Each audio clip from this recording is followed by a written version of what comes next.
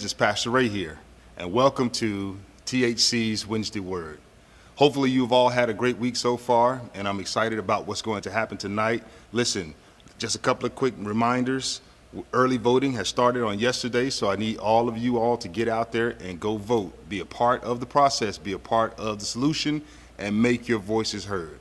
However, I'm excited about what's going on tonight because tonight we have a very special guest, a friend of mine, a friend of the fellowship, and some of you are familiar with him, some of you know him, but tonight we have a special teacher who's going to share with us. So I need you to do me a favor.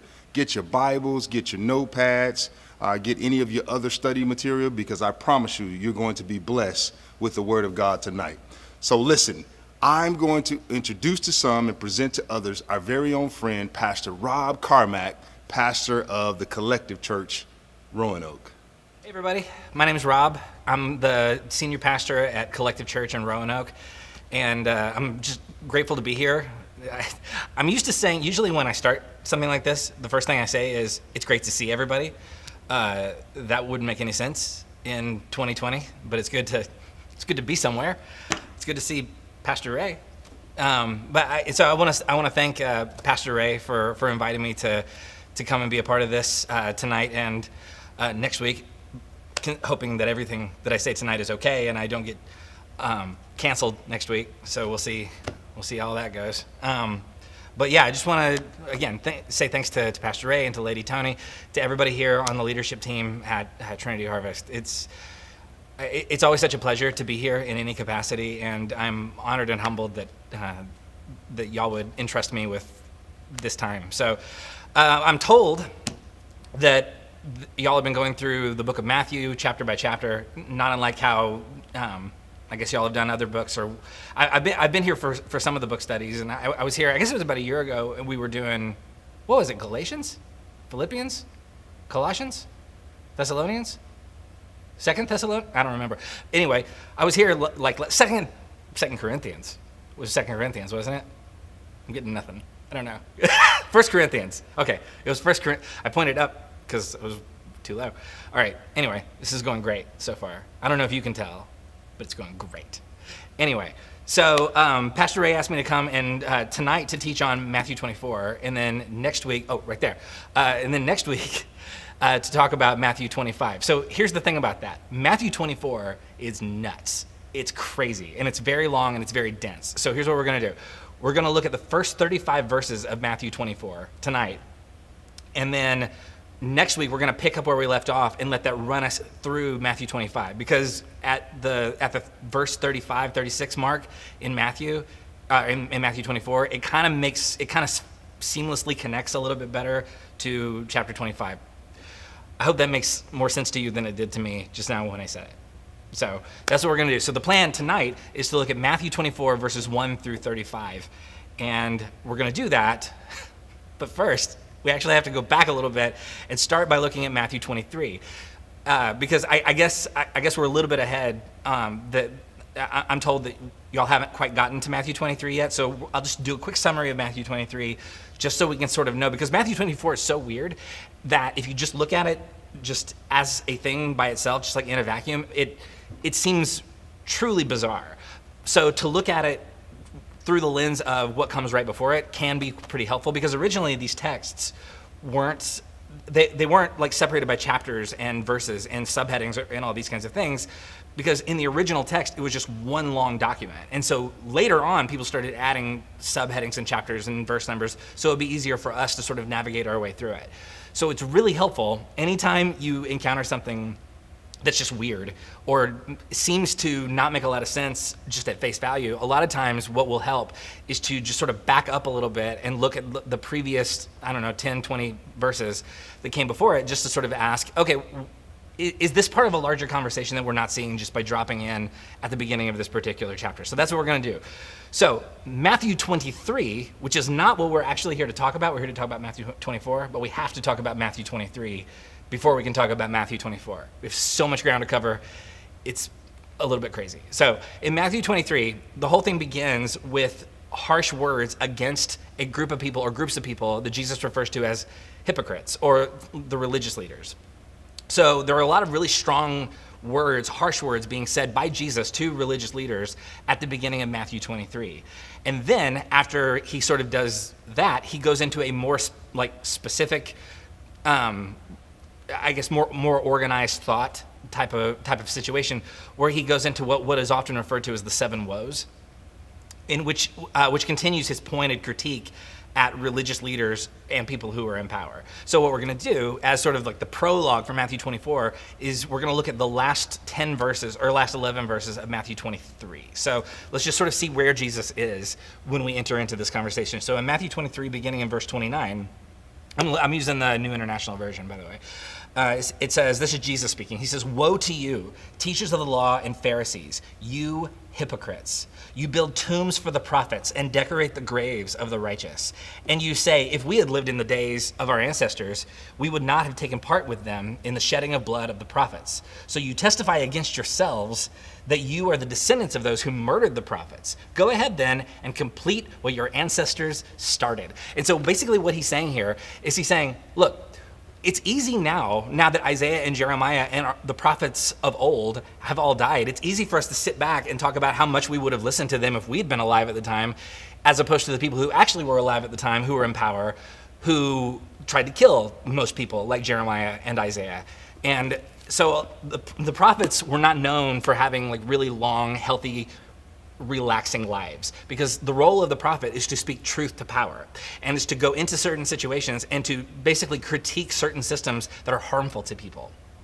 And so that's what Jeremiah and Isaiah were doing, and they kind of were treated pretty poorly by the masses as a result of that. And so Jesus is here saying it's really easy for the religious leaders and the teachers of the law to sit here and talk about how much they would have listened to Jeremiah and Isaiah if they had been here, but totally forgetting, through the lens of history, that seems pretty unlikely. It would be like now, I mean, let's say you have people in your life who misquote Martin Luther King Jr.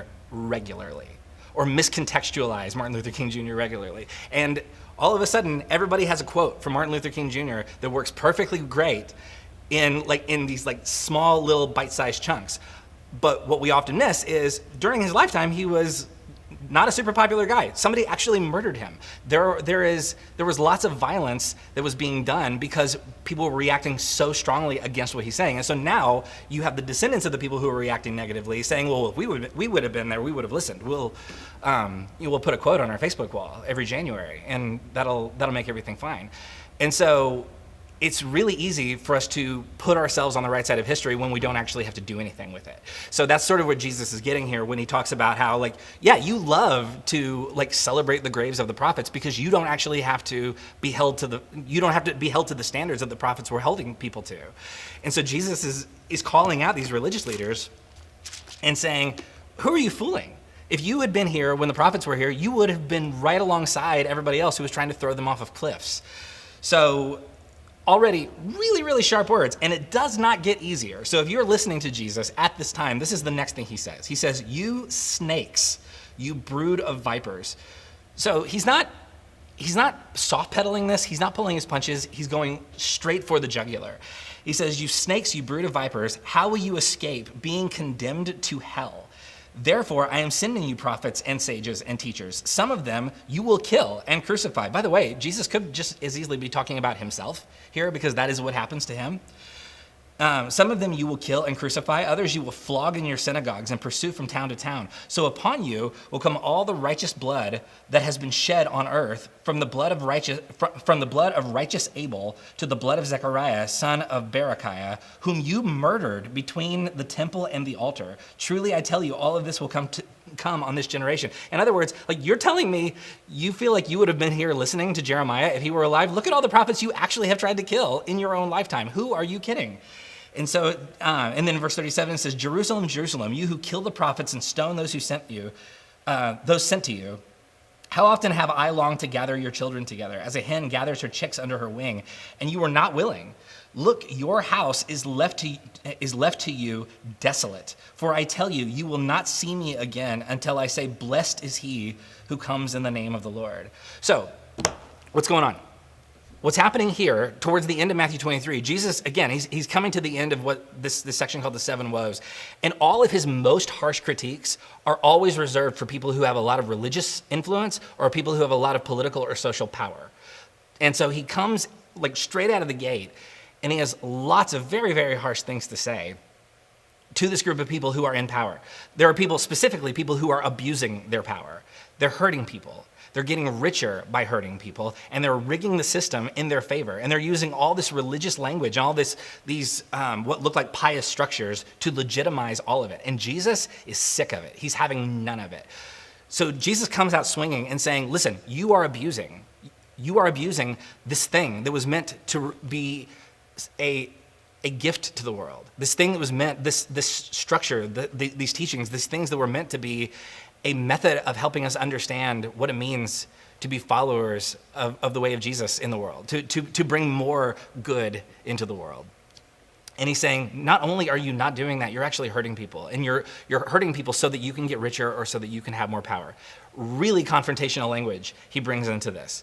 So, in Jesus' time, the temple in Jerusalem had become a central image for this ongoing systemic abuse of power.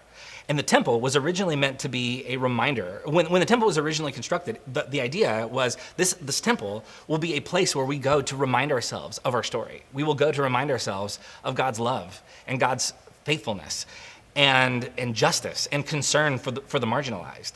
But instead, they've taken that exact structure, and it has become a tool for people to grab for more power and cause harm to anyone who stands in their way. And this makes Jesus furious.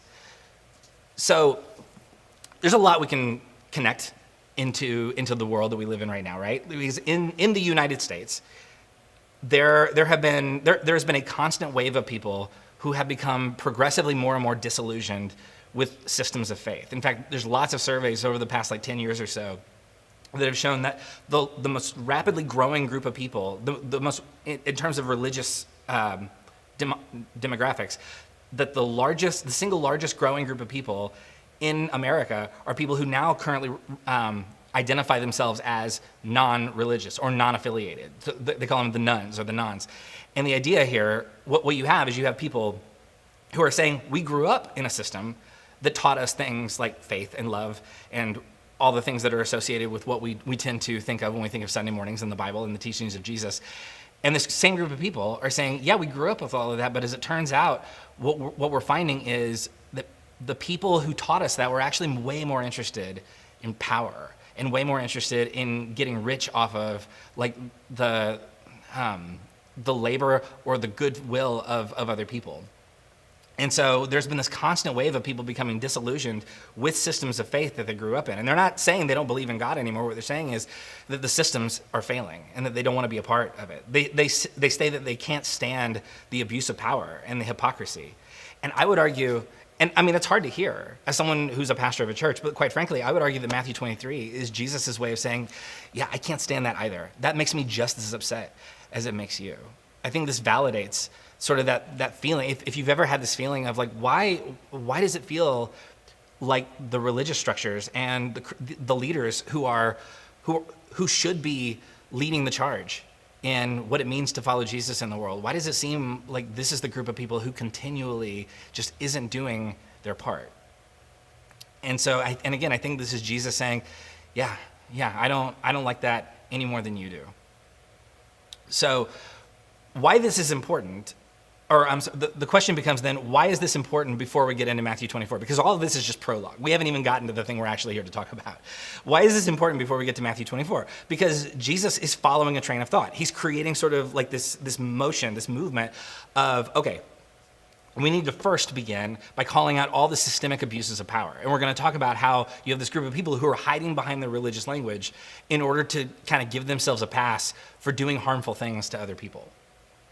And Jesus, again, he's following a train of thought. He's making a larger statement. If we isolate chapter 4 or chapter 24, we might miss it. So we had to look at the end of chapter 23 in order to sort of get a fuller picture of what actually Jesus is actually saying in Matthew 24.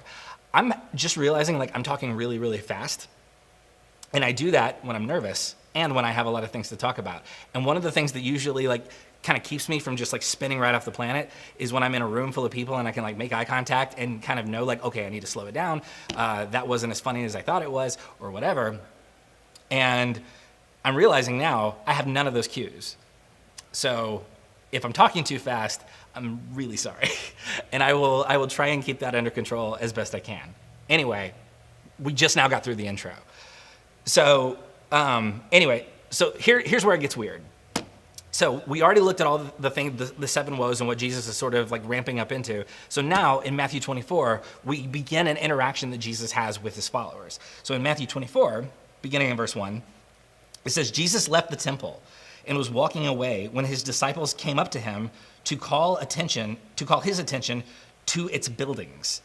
Do you see all these things? He asked. Truly, I tell you, not one stone here will be left on another. Everyone will be thrown down, which is a weird sort of thing to say because they're talking about the temple. So the question then becomes, what prompts Jesus to say this? Because in Matthew, like what the disciples say is not recorded. And so it does sort of seem like they're just talking about the buildings and Jesus just has this very strange thing about like one day this whole thing's going to be destroyed. Here's the thing though. There's another book that also records the story of Jesus and called Luke. And Luke actually gives a fuller account of this exact same scene. So if you want to, take a look at Luke chapter 21 in verse 5. It says this. It says, it's the same scenario. It says, some of Jesus' disciples were remarking about how the temple was adorned with beautiful stones and with gifts dedicated to God. But then Jesus says, as for what you see here, the time will come when not one stone will be left on another. Every one of them will be thrown down. So what Jesus says is recorded almost verbatim, but what the disciple says is kind of built out a little bit more in Luke. Here's why that's important. Because they're not just talking about like, hey, look, there's the temple. They're specifically talking about how ornate and how many like resources have gone into the temple. And that's a very specific conversation at this time. Because the thing about the temple in the first century is that there was actually a lot of controversy surrounding how the temple was being treated by people in power and quite frankly, whether or not the temple was even still sacred or not. So the controversy surrounding the temple was, and it goes back pretty far, but I'll try and sort of condense it. A couple hundred years before this, the Greeks had invaded Jerusalem. And in doing that, when the Greeks invaded, one of the things that they did was they started putting up statues to Greek gods in and around the temple area. And then later on, after the Greeks, the Romans came in and they had their turn and they began putting up statues to their gods. So you have this temple area that was built specifically for the worship and reverence towards this one particular god, worshipped primarily by the people in Israel. But then when you have these conquering groups of people coming in, they begin to introduce their gods into the temple area. Then, after the Romans have their turn, Herod the Great, who becomes kind of the puppet king for Caesar, because listen, I don't know if anybody needs to hear this, when you're conquering the world, one of the things that's going to need to happen is you're going to have people that you can delegate things to. So when Caesar conquers Jerusalem, one of the things he does is he finds somebody local that he can put in charge. And the guy that Caesar puts in charge of Jerusalem is a guy named Herod the Great. He gave himself that name, I'm pretty sure. So Herod the Great is, first of all, is very well, he's quite frankly, it's possible that he's the most wealthy person in the world at this time. In fact, some historians would argue that if you take like inflation and like I don't even know how you would calculate all this, but there are some historians that would claim that even by today's standards, Herod the Great would still be the richest person in the world. So anyway, so that's one thing. But also the reason Herod the Great is so popular with Caesar is because when there had been a rebellion earlier in this part of the world, Herod the Great had been, basically he was leading a mercenary army and Caesar brought him in to kind of put down the rebellion. So Herod the Great became famous in this part of the world by killing lots of Jewish citizens. And so Caesar decides, I like this guy's style, so we're gonna put him in charge. So Herod the Great gets put in charge of this whole area in Jerusalem. And with all of his wealth that he's gotten from, killing lots and lots of people and ransacking villages and towns. And so what ends up happening is not only is Herod the Great a violent man who loves to be referred to as Herod the Great, but also he tends to be kind of deeply insecure about how people think about him. So one of the things, and he's fully aware that he's not super popular in Jerusalem. And just because he's a dictator doesn't necessarily mean he doesn't have feelings that can get hurt. And so what he ends up deciding to do is he wants to buy the love of the citizenship. And so how does Herod do that? Well, Herod begins to pour lots and lots of money and resources into making the temple more and more, he would say more beautiful, you might say gaudy or tacky or whatever, but he begins to like plate the outside of the whole temple with gold. In fact, there's a historian from the first century named Josephus, and Josephus writes about Herod's temple because he wanted it to be called Herod's temple. One of the things that Josephus would write is that the temple was so thoroughly covered in gold that if you look at it in the middle of the day when the sun is at peak brightness, that if you looked at it from the wrong angle, it could actually make you go blind because it was it was like looking directly at the sun because it was so covered in gold. And they would say like it would look like a snowy mountain from a long way off. So he plates the whole temple with gold from his own personal reserve that he got from killing Jewish citizens, and he renames the temple after himself. So that's how deeply insecure he is. Because when you have a powerful man who is deeply insecure, he's going to want to put his name on everything. That's just a given. So what you have now is you have Herod the Great, who's poured all of these resources into the temple, in addition to first the Greeks and then the Romans putting their own gods into the temple. And here's why this is important. Because now, at this point in history, you have two groups of people who have very different views on whether or not the temple is even still the temple anymore. Because you have one group of people who will argue, look, between the Greek gods and the Roman gods and all of Herod's blood money, the temple is desecrated. It is no longer a holy site anymore. But then you have another group of people who would say like, no, it's still the temple. The temple is the temple. And what they would say is for as long as one stone stands on top of another, the temple remains sacred. So it's really interesting that what Jesus says here is, truly I tell you, not one stone here will be left on another. So he's borrowing some very specific kinds of languages in order to kind of talk about the temple. So the disciples come along and say, look at how beautiful the temple is. Isn't that really impressive? And Jesus says, no, it isn't. In fact, the whole thing is made of paper, and you can't even tell yet. So the whole thing stirs up a lot of strong feelings about whether or not the temple has been defiled, is how they would say it.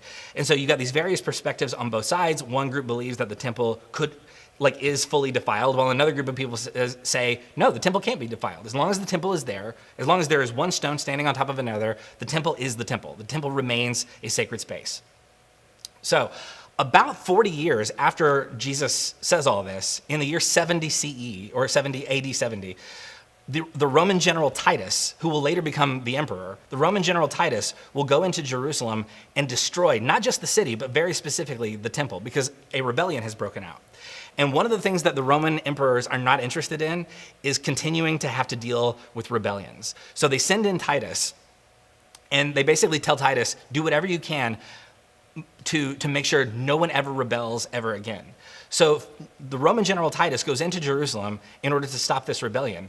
And Matthew, it's really important to understand, Matthew is writing this after that. So the people who Jesus is talking to do not have a memory of this, but the people that Matthew is writing to, who's recalling all these stories, they are fully aware of this story. So Titus goes into Jerusalem and he instructs his men, and I'm not even kidding, he word for word instructs his men to, quote, don't leave a single stone standing on one another in the temple. Why? Because Titus wants to break the spirits of anyone who might consider joining the rebellion. And so Titus understands, as long as that temple stands, there are people in Jerusalem who believe that their God can still fight us, and we don't want that. And so Titus's objective here is to fully break the spirit of anyone who ever might lift a finger against Caesar. So to Matthew's original audience, this story would have brought up some pretty raw feelings. This is kind of like poking a raw nerve for the people who are reading this, because it's very possible that the people that Matthew is delivering this to, like the very first audience that Matthew's writing to, are some of the people who probably fled Jerusalem during the siege. These are probably the survivors of what was probably a truly horrific event, because lots and lots of people died when this happened. So we're only through verse 2. So anyway, so let's go. So in verse 3, this is, as Jesus was sitting on the Mount of Olives, the disciples came to him privately. Tell us, they said, when will this happen? And what will be the sign of your coming and the end of the age? So something that's probably a little bit helpful is the phrase end of the age, we tend to read this and sort of lay on top of it our own expectations of what this means. We tend to assume that they're saying the end of the world. But the end of the age is not the same thing as the end of the world. The end of the age is basically like things are happening right now. We are occupied by the Roman Empire. Our temple has been defiled. We are people without a home. We are people without an identity. And what they're asking is, when will it get better? Will there ever come a day where Rome is no longer the dominant power? Will there come a day when we are not pressed down upon by stronger, more powerful, malicious people and systems? So when they start asking about the end of the age, what they're asking is it ever going to get better? Will there ever be a day when we don't have to leave our homes and be afraid that we might never come back? So the disciples are likely asking about the end of the Roman occupation of Jerusalem and the corruption of the temple. And because, again, one of the things that's useful to sort of ask is, why is Jesus saying this to the people he's saying it to? Because it's one thing to look at this and say, well, he's probably talking about something that's going to happen thousands of years from now. But the thing is, that's not what his followers are interested in. They don't want to know, like, hey, thousands of years after we're gone, what will happen next? The primary question that his followers are asking is, we are so tired of having to live in fear of Caesar and the Roman Empire and Herod. And we are so tired of having our most sacred space being defiled and corrupted. Will it ever get better? That's the question at the heart of what they're asking here. So they aren't asking about what's going to happen thousands of years from now. They're asking about something that's happening right now in their midst. And they're saying, will it ever be different? Will it ever be better? They want to know, will it always just be like this? Will we ever live in a world where we aren't afraid of the people in power? Will there ever be a time when somebody else's boot isn't crushing our necks? So that's the heart of the question. So then let's go down and look at verse 4. It says, Jesus answered, "Watch out that no one deceives you. For many will come in my name, claiming I am the Messiah, and will deceive many. You will hear of wars and rumors of wars, but see to it that you are not alarmed. Such things must happen, but the end is still to come. Nation will rise against nation and kingdom against kingdom. There will be famines and earthquakes in various places. All these are the beginning of birth pains." So, okay, a couple of things about this. Jesus says there will be wars and rumors of wars. If you had been living in the first century and heard Jesus say this, it's totally possible that you would have thought, yeah, wars and rumors of wars is nothing new. It's the first century. Like, everybody's at war all the time. It's Tuesday. Somebody's definitely at war with somebody. So wars were an everyday reality in the first century. Everything was constantly unstable in the first century. And the only time it wasn't is when Rome had overpowered everybody. So wars and rumors of wars is another way of saying, like, at some point, Rome won't be the biggest kid in the playground. At some point, there will come a day when even Rome's power will be challenged. It's inevitable in a world like this. So the language about wars and rumors of wars is basically a way of saying, anytime somebody has power, somebody else is going to come and challenge that power. It's just a natural part of living in a system that looks like this. But then he says the thing about the famines and the earthquakes, which sounds like a nightmare. But and one of the things that's helpful to understand is this is not the only place you see this kind of language in first century literature. There are actually other apocalyptic writings from this time period, such as there's one book called Second Esdras, and you have very, like, almost mirror identical language in some of these books that talk about earthquakes and famines and just various, like, natural disaster type of things. And to us, it sounds like, well, that sounds horrible. But here's the thing. When Jesus is talking to the people he's talking to, he's not making threats, and he's not telling people to be afraid. They're asking a question about, will the power always be on the side of the people who are pushing down on us? And Jesus' answer is, no, it won't be. So when he starts talking about wars and famines and earthquakes, what he's saying is, there is always something stronger than the thing that looks like it's the strongest to us. It is a way of saying no single person or regime will be in power forever.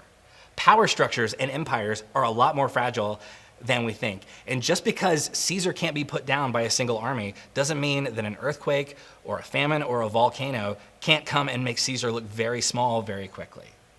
So this is, again, it's about how we think about power. And it's about, why does it seem like the people who have the worst of intentions always have the most amount of power? Why does it seem like everything is bending against us? And Jesus is saying here, like, look, yeah, it looks to us a lot like all the wrong people have all the power right now. But look, there's earthquakes, famines. There's always a force of nature that makes the most powerful person in the room all of a sudden seem very, very weak. This is about undermining the perceived power, the perceived eternal power of Caesar and the Roman Empire. So, sorry, I just lost my train of thought. Anyway, so yeah, let's go on. Verse 9, it says, then, and he continues to talk. He says, then you will be handed over to be persecuted and put to death, and you will be hated by all nations because of me. Sounds great. So then in verse 10 it says, at that time, many will turn away from the faith and will betray and hate each other, and many false prophets will appear and deceive many people. Because of the increase of wickedness, the love of most will grow cold. Now this is interesting. So now we're talking about people that we know all of a sudden will become less empathic towards our own suffering. And he begins talking about things like, because of the increase of wickedness, the love of most will grow cold. And then in verse 14 he says, and this gospel of the kingdom will be preached in the whole world as a testimony to all nations, and then the end will come. And the end being like, then the power will shift. Then the people who look the strongest won't look so strong to us anymore. But this language, the thing that always jumps out at me here is when he says, the love of most will grow cold. Do you ever wonder why some people can witness violence or witness some act of injustice and seem completely unmoved by it? Do you ever wonder why? Shoot. Let's call it what it is. We're in the middle of a pandemic. The reason we're here, the reason I'm here and you're there and we're not all in the same room having this conversation is because people are dying every single day of a virus.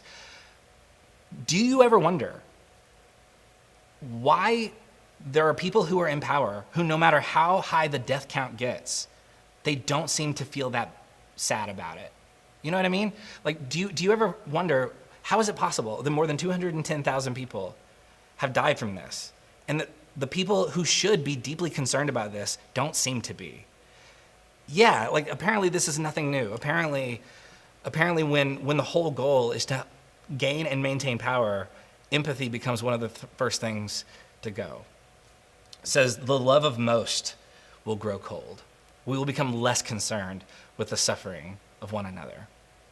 So Jesus is basically saying, like, okay, so a time will come when there will be so much conflict, there will be so much upheaval, there will be so much disagreement about what the system is here for, that some people will begin to disagree with other people, and sometimes that will even happen in your own family. No way. Like, thousands of years ago, it was possible for people to gather around a meal table, and for one group of people to say, the system is broken and it's hurting people, and another group of people to say, no, it isn't, it's fine. Thousands of years ago, it was possible for that to happen. Thank goodness we've evolved beyond that.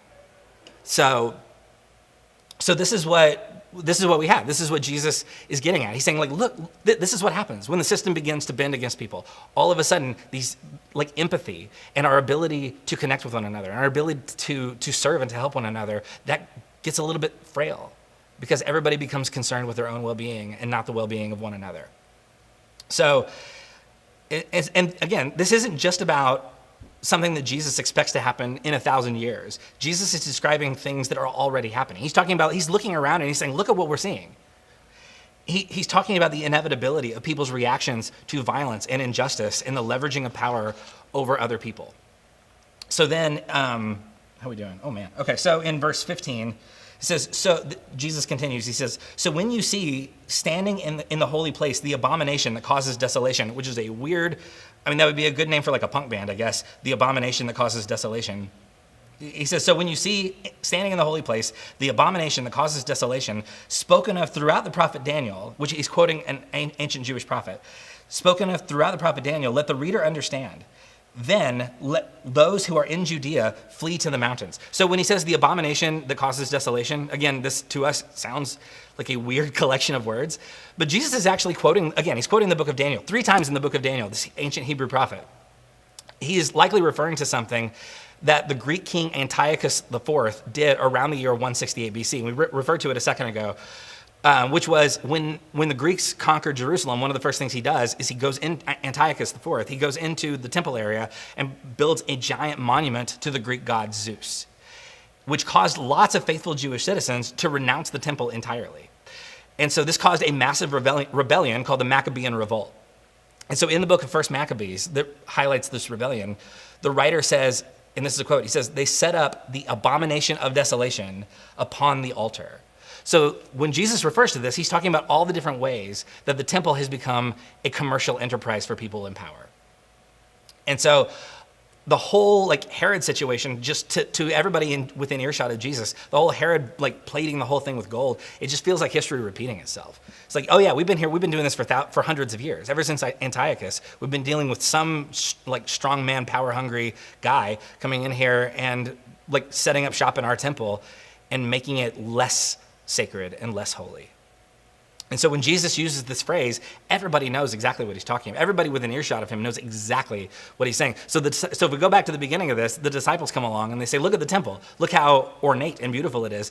And Jesus calls back to the abomination that causes desolation. He's saying, yeah, we've been here before. We have seen what happens when power-hungry, bloodthirsty strongmen come along and they start setting up their own image in our space, in a space that is reserved for something sacred and holy. So, and then he talks about fleeing to the mountains. Historic tradition claims that while Jerusalem was being destroyed in 70 AD, lots of Jewish citizens, in order to avoid being murdered, fled to the mountains of Pella. So the mountains is where a group of people, so the mountains for Jesus, or for Matthew's audience specifically, is where a group of people have to learn how to live in the aftermath of a massive disruption. The temple is gone, our city is gone, our way of life. There's been a disruption of everything that we've ever held dear. And so now in the mountains is where we have to go to try and pick up the pieces and ask, okay, well now who are we? How do we live in a world where we no longer have this sacred space and we no longer, God is no longer in the place where we always assumed that God was? What does that look like for us through the lens of a first century group of people who just had to run for their lives into the mountains? So it's the mountains is where people are forced to discover a way to engage God and their story in spite of total displacement. So then in verse 17, it says, and Jesus is still speaking, he says, let no one on the housetop go down to take anything out of the house. Let no one go in the field back to get their cloak. How dreadful it is, or it will be in those days for pregnant women and nursing mothers. Pray that your flight will not take place in winter or on the Sabbath. When you do have to run for your life, pray for good weather, is basically what he says here. So it says, then in verse 21, it says, For then there will be a great distress, unequal from the beginning of the world until now, and never to be equaled again. If those days had not been cut short, no one would survive. But for the sake of the elect, those days will be shortened. At that time, if anyone says to you, look, here is the Messiah, or there he is, do not believe it. For false messiahs and false prophets will appear and perform great signs and wonders to deceive, if possible, even the elect. And even the people who are most dialed into what God is doing, even some of that group of people will begin to sort of buy the snake oil that some people are selling. And so then it says, see, I've told you ahead of time. Then, so he's describing total displacement and disorientation. Everything that was normal, it's going to be gone.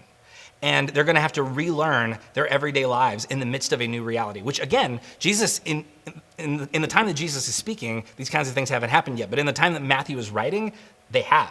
And so Matthew is writing to a group of people basically saying, let's not forget that Jesus told us that this was going to happen. Jesus told us that there would come a time when we have to learn to live in a new reality of full displacement, when everything feels broken and we feel completely disengaged from our own story, from our own people, from our own home. And what does it look like to find some sort of sense of normalcy in the midst of complete upheaval? And so, again, it's 2020. Does this feeling feel relevant to anybody right now? Anybody lost hours at work? Has anybody not been able to say goodbye to somebody? Has anybody had to stay away for fear of getting somebody else sick in times when you should have been able to come together? Yeah, everything is different. I'm by myself in a room that was built for people to sit together. Why? Because we are we are trying to survive in a time of full disruption. Everything feels out of place. Everything feels disrupted. Everything feels disorienting. So this is not, I mean, it's interesting, like a passage that feels like it just sort of like flies off the like sci-fi shelves, all of a sudden feels very relevant, because the whole thing is about, what is it, how do you find your footing in a world where everything has been taken away, in a world where nothing feels normal anymore? Yeah, Jesus is saying, sometimes things are gonna get messy, and sometimes we're gonna find ourselves not knowing what to do next, and it's gonna be really hard, and we're gonna find ourselves displaced. We're gonna find ourselves in the mountains and not know how to find our way back to interacting with the divine. So a lot of what we find in the Bible are stories about people who are trying to find some sense of hope and faith in the middle of total disorientation. And then in verse 26, it says, so Jesus continues, he says, so if anyone tells you, there he is out in the wilderness, don't go out, or do not go out, or here he is in the inner rooms, do not believe it. By the way, these are two references to two different attempted cult leaders at the time. There was one guy whose name was Simon, who was telling people, like, come and follow me out to the desert, out into the wilderness, and I will be your Messiah. And so some historians assume or assert that Simon got like 20,000 people to follow him out into the wilderness for nothing. And then there were another group of people towards the end of the siege on Jerusalem who like took control of the temple area and like went into the inner rooms of the temple area and basically tried to like mount a last stand. And basically were saying, like, if you want to be part of the holiest of us, come inside and like hold this temple to the very last man. So one group of people said, let's get out of here, follow me. And another group of people said, let's go into the temple, follow me.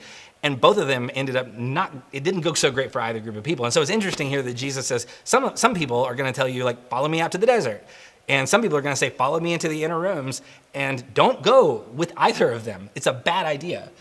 And then it says, for as lightning that comes from the east is visible even in the west, so will be the coming of the Son of Man. Wherever there is a carcass, then the vultures will gather. Immediately after the distress of those days, the sun will be darkened, the moon will not give its light, the stars will fall from the sky, and the heavenly bodies will be shaken. So again, total disorientation, upheaval. It says, then will appear the sign of the Son of Man in heaven.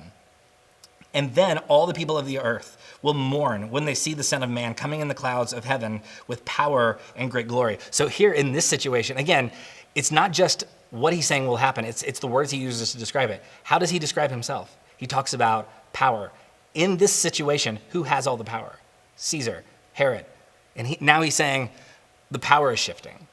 The balance of power is beginning to shift. And he says, and he will send his angels with a loud trumpet call, and they will gather his elect from the four winds, from one end of the heavens to the other. Now, learn this lesson from the fig tree. As soon as its twigs got tender, its leaves come off.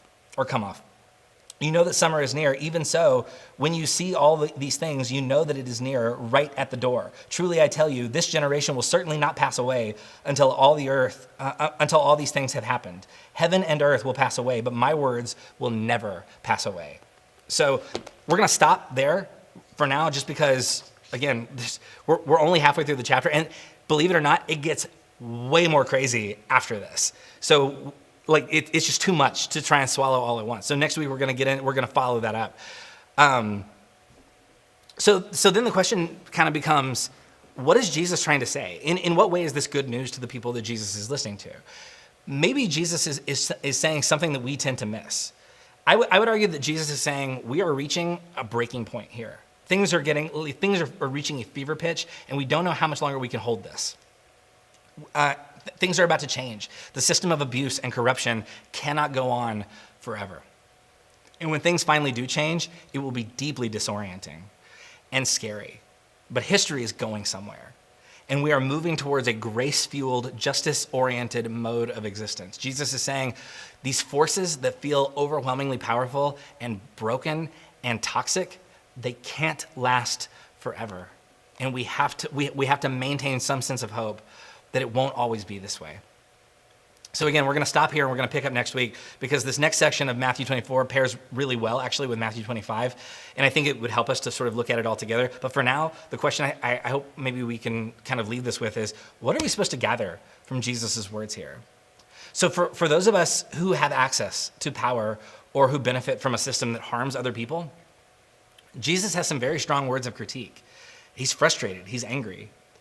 but also for those of us who feel beaten down, for those of us who feel exhausted, for those of us who feel overwhelmed, for those of us who feel oppressed, for those of us who feel like the whole thing is just stacked against us. Jesus is saying, it won't always be like this. It can't hold like this forever. Don't lose hope. And I think people with lots of power or lots of resources have a really hard time connecting sometimes with the words of Jesus, because if we really heard what Jesus is saying, a lot of the times we would have to change. And people do not want to change. And most people straight up hate change, at least for themselves. They love it when other people do, but they are not willing to change themselves.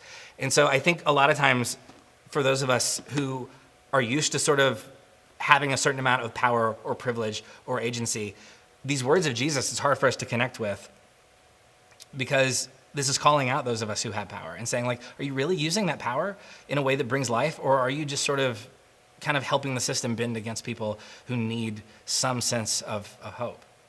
So this can be a really hard word for lots of us, but for those of us who feel like we're just tired, for those of us who feel beaten down, believe it or not, Jesus' words here are supposed to be good news. What he's saying is, the sinner cannot hold forever. Evil, powerful men will not have the power forever. But it's hard to believe that when they have it for a long time, when it seems like they've had it for a long time. So may we continue to hope for something better. May we hold on to faith that toxicity and violence don't have the last word. And may we find that we are part of a story in which more grace and love and peace and justice are being done in spite of the evil that pushes against it. Let me pray for us. God, we thank you for this very powerful, very convicting word. May we find that we are called into a story that invites us to participate in building better systems now.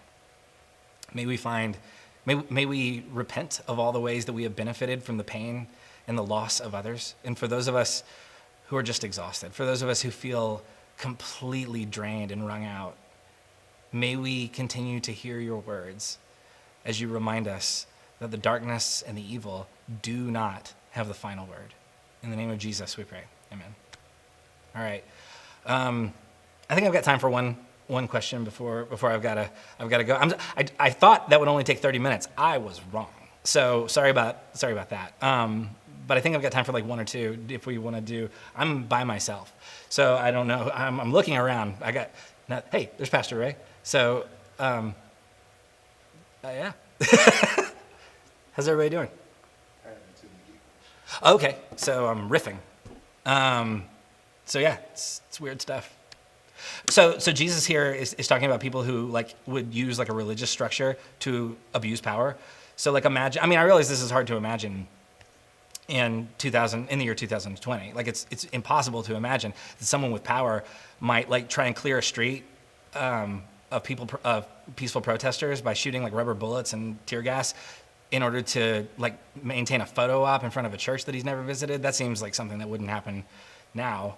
But long time ago, people used to use systems of religion to exploit people and hurt people. So that's I guess that's what Jesus is talking about.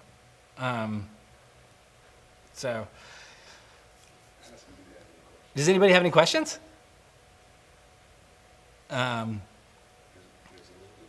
Okay. There's a little bit of a delay. I'm just saying the things that Pastor Ray is telling me.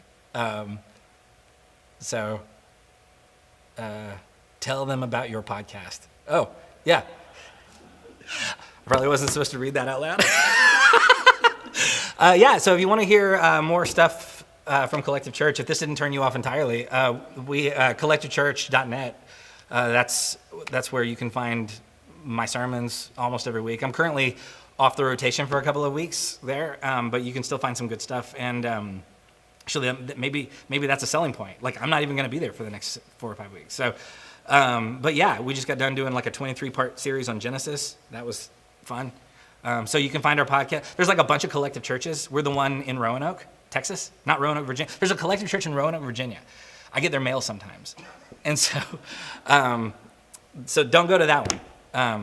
I don't know what their deal is, but I'm not there. No. I mean, you might go if you like their whole thing. Maybe you can go to that one. I don't know. So I also do a podcast about Bruce Springsteen. I don't know if anybody cares about that.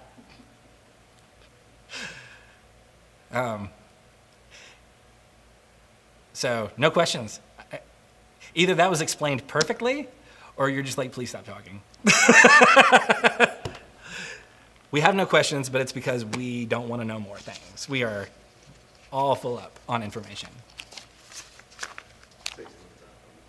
Okay, cool.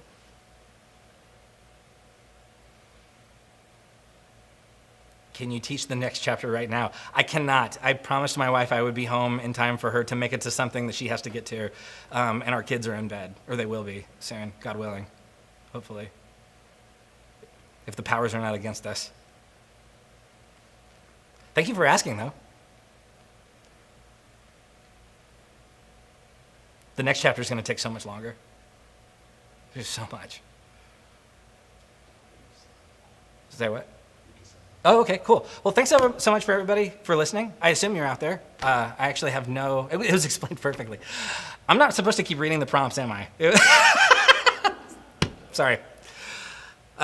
Anyway, thanks so much for being here. This was so much fun. I love Trinity Harvest, and I can't wait until I can be in a room with more people. I miss eye contact. You know, it's a thing I didn't think I'd ever have to miss, but I do. So hope everybody's doing well, staying safe. Please stay healthy. Early voting in Texas has begun, so hope everybody gets a chance to do that. And thanks so much for being here. Thanks so much again to Pastor Ray and to Lady Tony and to everyone on the team here at Trinity Harvest. This church is one of my favorite places, and I wish you guys nothing but a safe, healthy, joy-filled week. So grace and peace be with you. I'm gonna go put my mask on. Cool.